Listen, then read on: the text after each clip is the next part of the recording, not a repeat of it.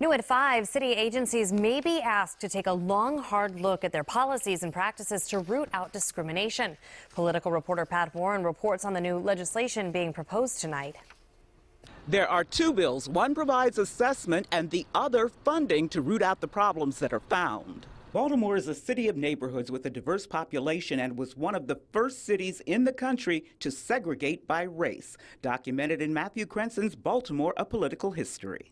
It's an ordinance for preserving peace, preventing conflict, and ill feeling between the white and colored races in Baltimore City by providing, so far as practicable, for the use of separate blocks by white and colored people for residences, churches, and schools. That was Baltimore's general approach to the issue of race. They didn't want to talk about it.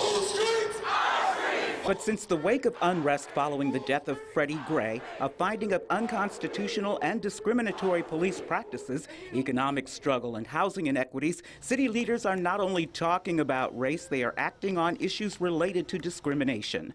Councilman Brandon Scott wants city agencies to root out inequities. Every agency has to assess their policies, everything from HR to hiring to procurement, through a lens of equity that includes racial inequity, that includes gender inequity, that includes sexual orientation, that includes income inequity.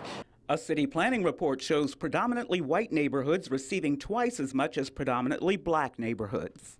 When you see what the conditions that people live in, but also when you see the inability for so many people in the city to own a home versus rent and spending so much money, those kind of things that we have to address, and we're only going to address them if we're investing serious dollars into it.